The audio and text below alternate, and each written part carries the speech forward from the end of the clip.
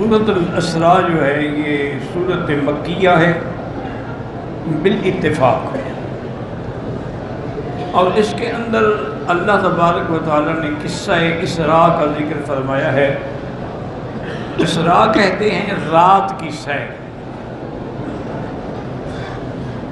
جیسے کہ دوسرے مقام پہ ہے وَأَسْرِ بِأَهْلِكَ، فرشتوں نے کہا لوط علیہ السلام سے کہ آپ رات کو ایک بچوں کو لے کے نکل جائیں۔ اور ایک ہے معراج۔ اسراء جو ہے اس کی ابتدا مسجد الحرام سے ہے اور انتہا مسجد اقصیٰ کے ہے۔ پھر مسجد اقصیٰ سے معراج شروع ہوتا ہے آسمانوں پہ، اور یہ معراج جو ہے تقریباً ہجرت سے 2 سال قبل ہوا ہے۔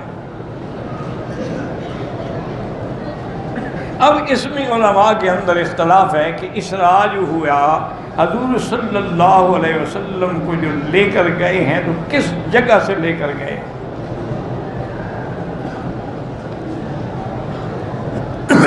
بعض روایات یہ بتاتی ہیں کہ بیت ام ہانی سے، حضور ام ہانی کے گھر میں تھے،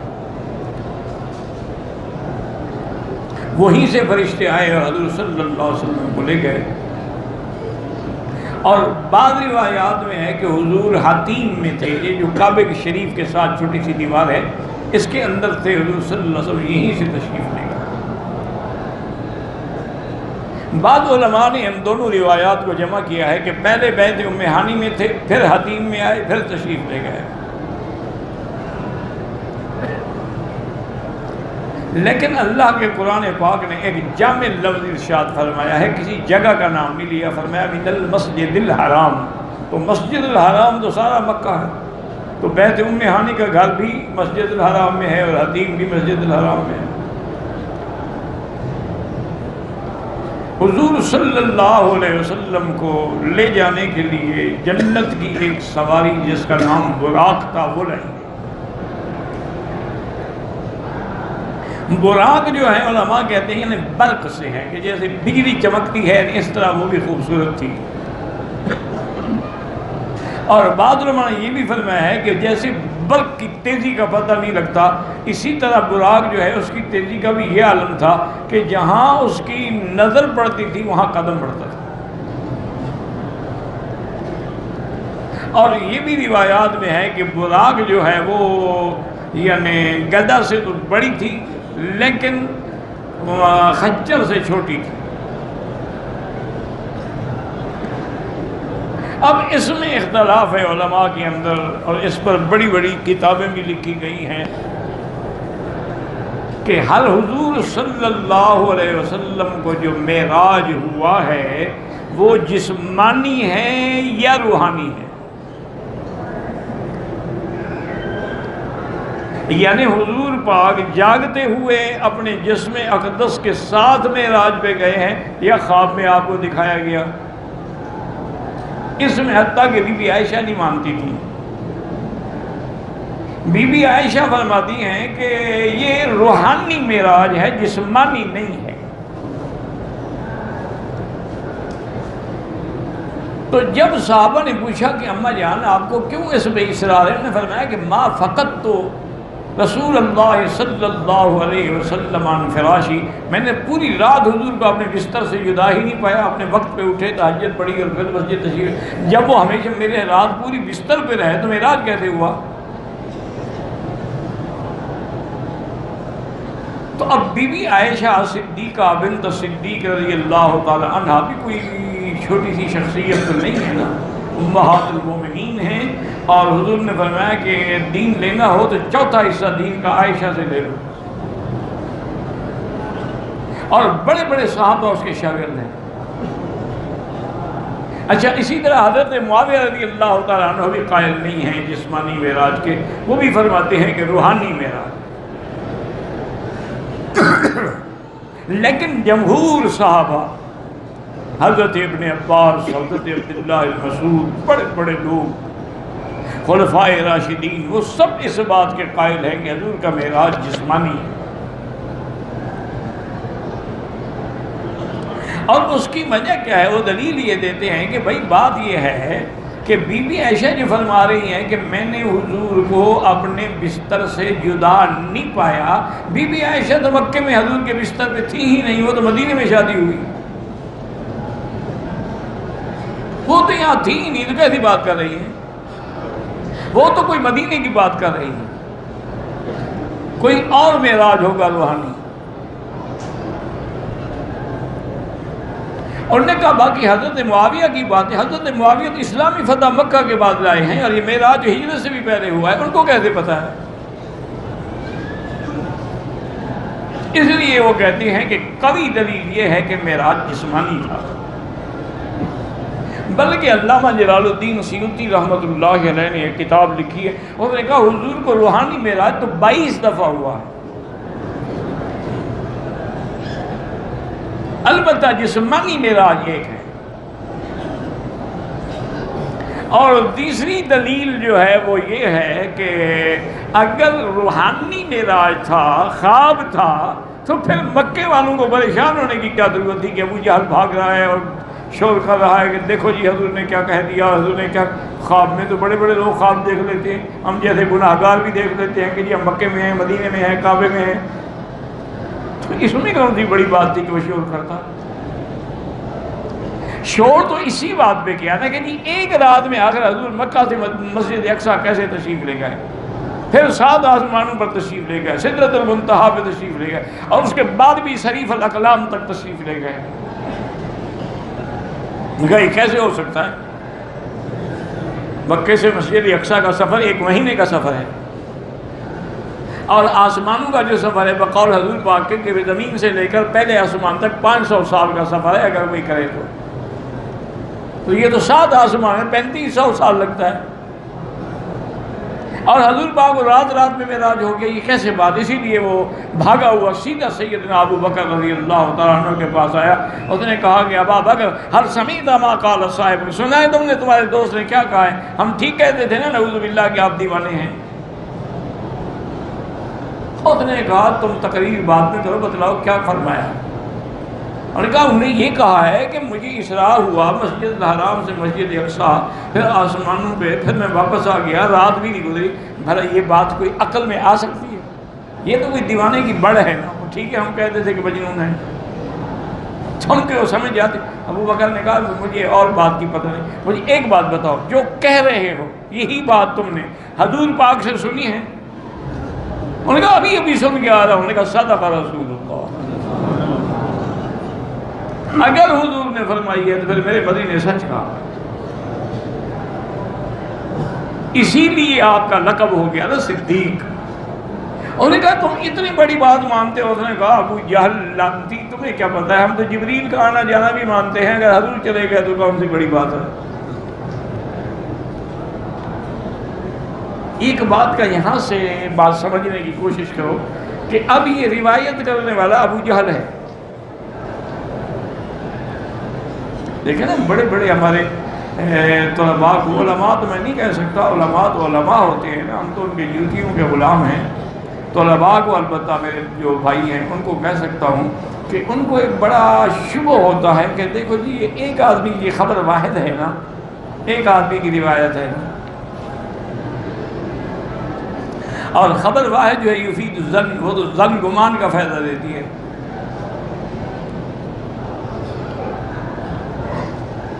تو اس لیے آپ یاد رکھیں۔ اچھا، اور دوسری جو ہمارے طلباء بھائی کو شبہ پڑتا ہے وہ یہ ہے کہ بخاری جیسا آدمی، اتنا جلیل القدر، اتنا بڑا آدمی جس نے لاکھوں حدیثیں یاد کی اور پھر ان میں سے 6000 حدیثوں کو چھانٹا۔ بخاری شریف میں تقریباً 6000 حدیثیں، اور وہ بھی مکررات، یعنی ایک حدیث کئی مقام پہ آئی ہے۔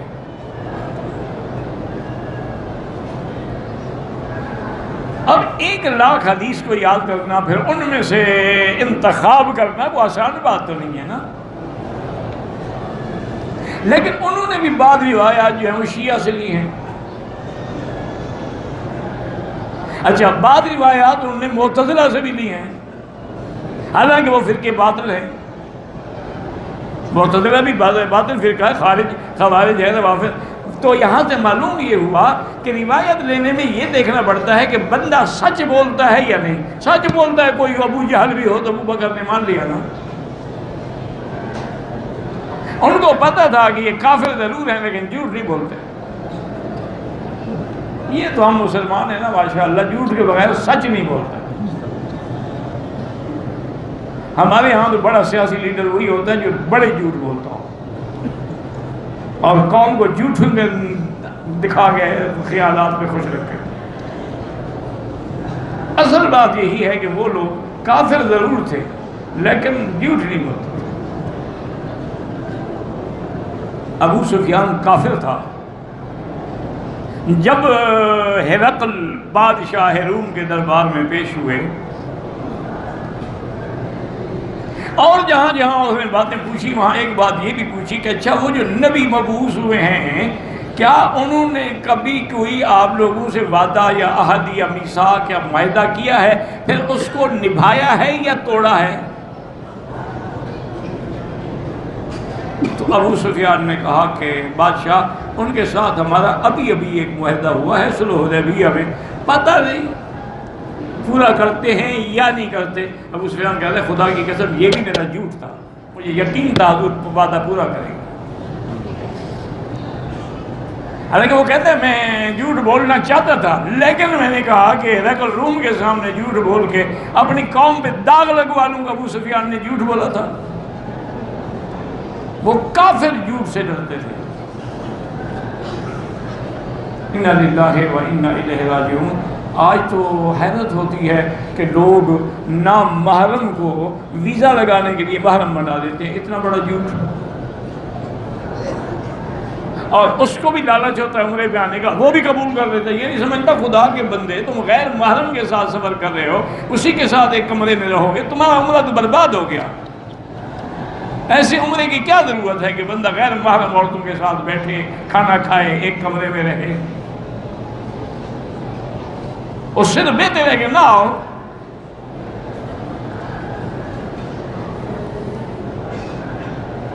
اور عورتیں بھی دیکھیں کہ غیر آدمی کا محرم بنا کے آ رہی ہیں. اللہ کے بندے کچھ خدا کا خوف تو کرو. تو بہرحال میرے کہنے کا مقصد یہ تھا کہ وہ لوگ جھوٹ نہیں بولتے تھے. لیکن سب سے پہلے جیسے ایمان لانے والا صدیق ہے, معراج کی تصدیق کرنے والا بھی پہلا صدیق ہے. یہ شرف ابو بکر کو ملا ہے. اللہ اکبر. اسی لیے قرآن کہتا ہے والذی جاء بالصدق وصدق بہ. مفسرین فرماتے ہیں اس سے مراد ابو بکر ہے. جاء بالصدق سے مراد محمد مصطفیٰ, وصدق بہ اس سے مراد حضرت ابو بکر رضی اللہ عنہ. اب دوسری دلیل یہ ہے کہ بھئی معراج جسمانی ہے تب ہی تو ابو جہل شور مچا رہا تھا نا, مگر اگر خواب ہوتا تو شور مچانے کی ضرورت ہی نہیں ہے. ایک نمبر دو کہ اگر معراج روحانی ہے تو روح تو ایک لطیف چیز ہے, اس کے لیے براق لانے کی کیا ضرورت تھی؟ براق تو سواری ہے اور تمام انبیاء نے سواری کی ہے. اس براق پہ صرف حضور نے نہیں, تمام انبیاء نے سواری کی.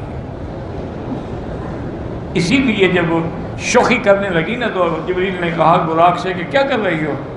آج جو سوال تم پہ سوال ہو رہا ہے ایسی شخصیت پہلے کبھی سوال نہیں.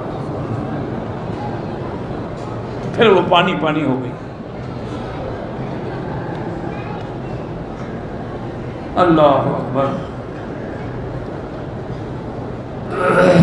ہمارے برادری بھی عجیب ہے, انہوں نے بھی ایک استدلال کیا ہے. وہ کہتے ہیں جی یہ وہابی ہمیں چھیڑتے ہیں کہ ہم مجد کیوں کرتے ہیں, ہمیں حال کیوں آ جاتے ہیں. دیکھو براق کو بھی وجد آ گیا تھا حضور کو دیکھ کر, تو تم براق کی سنت پہ عمل کرتے ہو, نبی کی سنت تو نہ ہوئی نا. اچھا پھر اس کو جبریل نے ڈانٹا تھا یا کہا تھا بہت اچھے بہت اچھے, خوشی منا رہی ہو حضور کی؟ یہ اپنے مسئلے ڈھونڈتے رہتے ہیں نا بیچارے, کیا کریں گے, صحیح بات تو ان کو ملتی نہیں. حضور جبل احد پہاڑ پہ کھڑے تھے، آپ کے ساتھ حضرت ابو بکر بھی تھے، حضرت عمر بھی تھے، حضرت عثمان بھی تھے۔ تو پہاڑ میں زلزلہ آیا، حرکت پیدا ہوئی۔ یہ کہتے ہیں جی دیکھیں پہاڑ سے محبت تھی نا حضور کو، جبل احد تھا نا، تو جب حضور اس پہ گئے تو اس نے بھی وجد کرنا شروع کر دیا، حال کھیلنا شروع کر دیا۔ اگلی حدیث نہیں سناتے کہ حضور نے پھر جوتا مارا اس پر۔ تو آج جو بھی وجد کھیلے، سنت تو یہ ہوئی کہ ہم بھی اس پر جوتا ماریں۔ حضور نے بولا اسبت یا سبیل، اور سکون پکڑو، ما علیک الا نبی و صدیق و شہیدان، تمہارے اوپر ایک اللہ کا نبی ہے، ایک صدیق اور 2 شہید ہیں۔ علم غیب کی اللہ نے خبر بھی دے دی ہے، معجزہ ہے میرے مدنی کا کہ جیسے آپ نے فرمایا کہ شہیدان ہیں، عمر بھی شہید ہوئے، عثمان بھی شہید ہوئے۔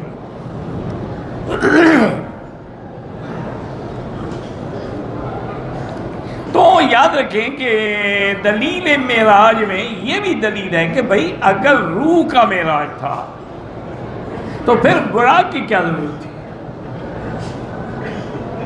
2 باتیں، اور تیسری بات جو ہے وہ اللہ نے خود قرآن میں ہی یہ مشکل حل کر دی ہے۔ فرمایا سبحان الذی اسری بعبدہ لیلا من المسجد الحرام الى المسجد الاقصی۔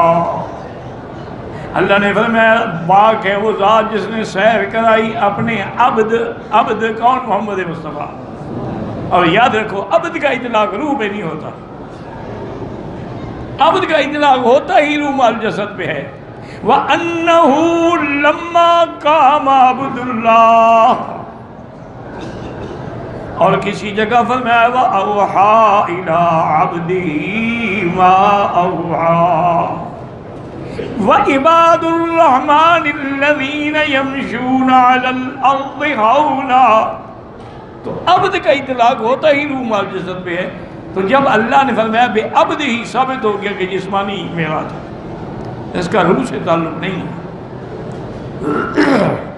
اچھا دیکھیں نا، یہ مقام جو ہے یہ بڑا معجزہ ہے حضور کا، یعنی آسمانوں پر لے جانا، لے آنا، اور رات بھی نہ گزرے، تو یہ کوئی معمولی سا معجزے تو سارے شان والے ہوتے ہیں، لیکن یہ بڑا شان والا معجزہ ہے۔ اس وقت تو مقام تھا کہ آپ کہتے کہ اسریٰ بخلیلہ، اسریٰ بحبیبہ، اسریٰ بنورہ، لیکن اللہ نے فرمایا بے عبدہ، تاکہ مشرکین پہ ضرب لگ جائے کہ میرا مدنی اتنی شان کے بعد بھی میرا عبد ہے۔ یہ نہیں کہ وہ آسمانوں پہ جائے تم خدا بنا دو، وہ مکے میں ہے تو عبد ہے، اور آسمانوں پہ گیا تو عبد ہے۔ اوحیٰ الی عبدہ ما اوحیٰ۔ اور دوسرے یہ بھی علماء نے فرمایا کہ سب سے بڑی صفت جو ہے وہ عبدیت ہے، اور عبد کامل جو ہے وہ حضرت محمد مصطفیٰ ہے صلی اللہ علیہ وسلم۔ سبحان الذی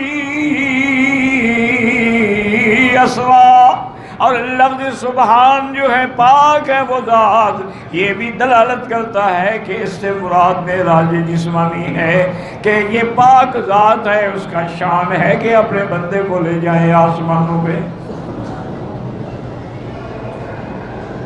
یہ کہتے ہیں نا جی کیسے لے گئے اور کیسے وہ اتنا سفر کیسے طے ہو گیا، تو اللہ نے پہلے رد کر دیا کہ وہ ذات پاک ہے، جو چاہے کرے۔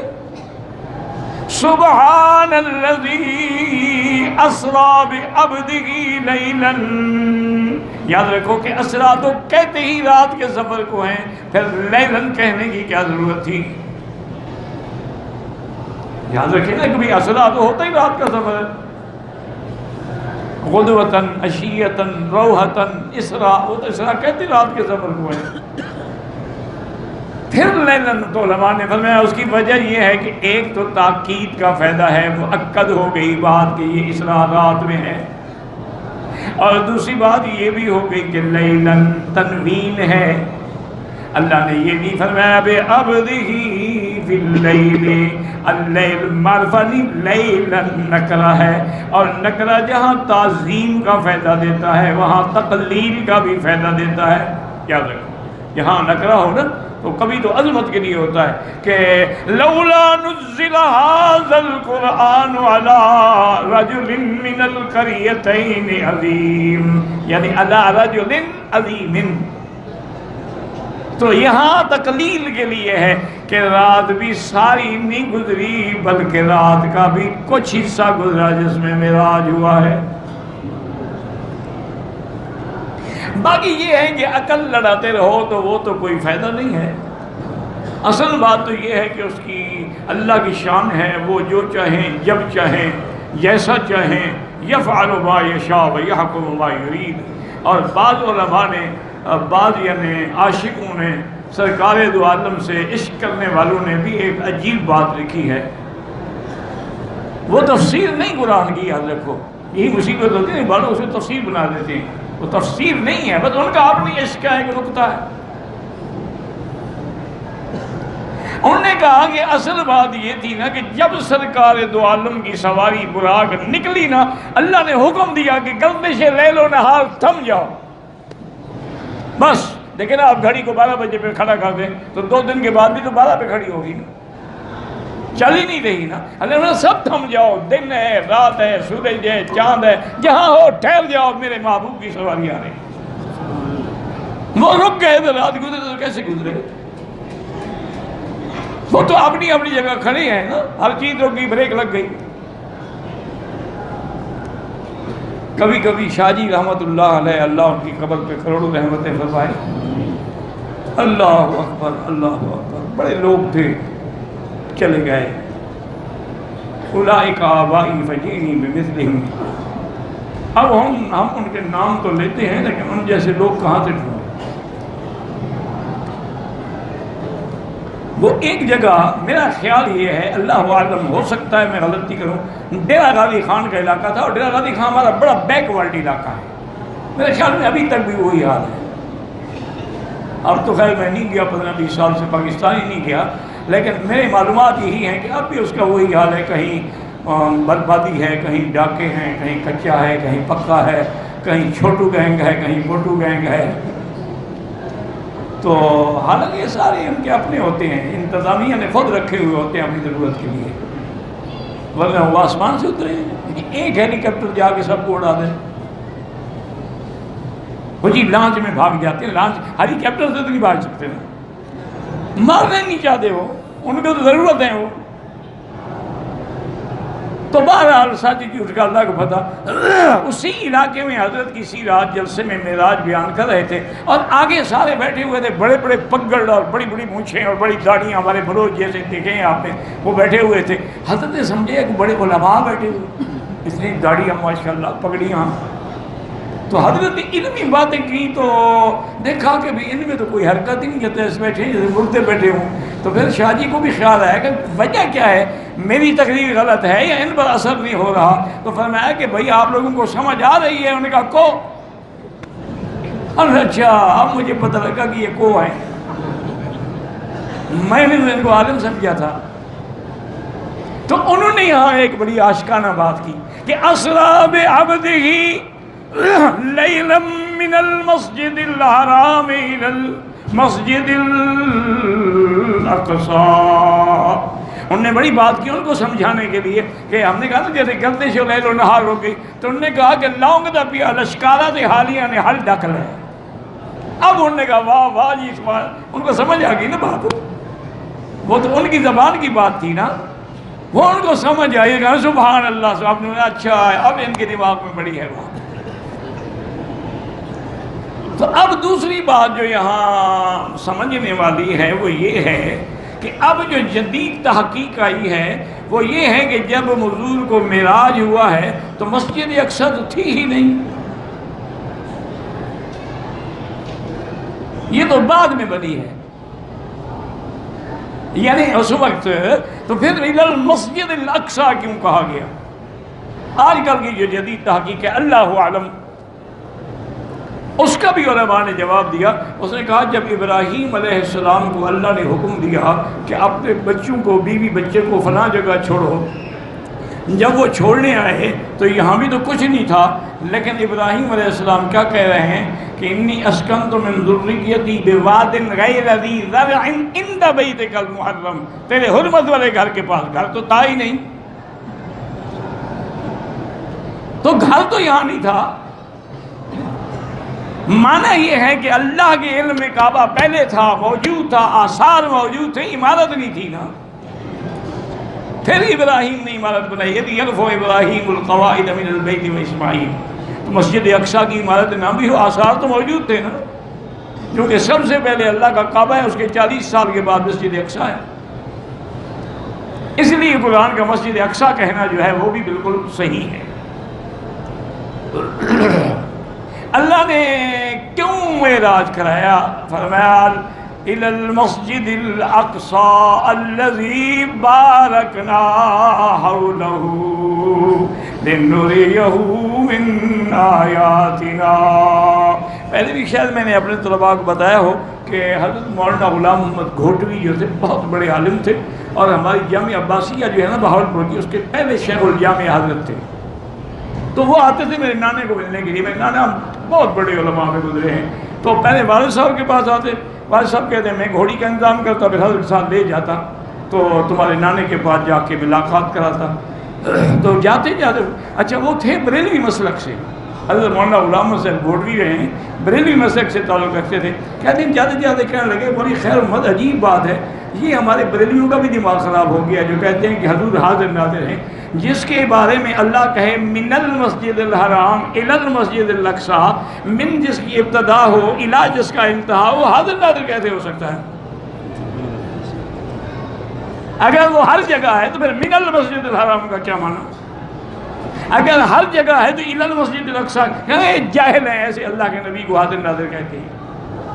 وہ عالم لوگ تھے، بریلوی تھے، لیکن ایسے نہیں تھے جیسے آج کل پیدا ہو گئے. وہ صحیح بات کہتے تھے. آپ کے ملتان کے علاقے کے تھے نا احمد سعید کاظمی، وہ بھی ان کے بڑے عالم تھے. انہوں نے کتاب لکھی ہے بشریت النبی پہ کہ جو اللہ کے نبی کو بشر نہ مانے وہ کافر ہے. وہ لوگ یعنی سچ بات کہہ جاتے تھے، پتہ تھا نا کہ غلط بات کہہ کے اپنی عاقبت کیوں خراب کریں. سچی بات کہتے مانیں گے مانیں، نہیں مانتے نہ مانیں. الی المسجد الاقصی الذی بارکنا حولہ، ہم نے جس کے ارد گرد برکتوں والی جگہ کہ جہاں پھل بھی ہیں اور جہاں انبیاء بھی ہیں، ہر قسم کی برکتیں ظاہری بھی اور باطنی تھیں. اور کیوں لے جا رہے ہیں؟ لِنُرِيَهُ مِنْ آیاتنا، تاکہ اپنے نبی کو ہم بڑی بڑی اپنی قدرت کی نشانیاں دکھائیں، چھوٹی نہیں بڑی. جیسے حضرت موسیٰ علیہ السلام کو اللہ نے فرمایا تھا لَقَدْ رَأَىٰ مِنْ آیَاتِ رَبِّهِ الْكُبْرَىٰ، اور آخر میں مسئلہ حل کر دیا کہ کہیں میرے مدنی کی شان دیکھ کے خدا کو چھوڑ کے نبی سے مانگنا نہ شروع کر دینا، یا رسول اللہ، یا نبی، یا محمد. فرمایا کہ سننے والا بھی میں ہوں اور جاننے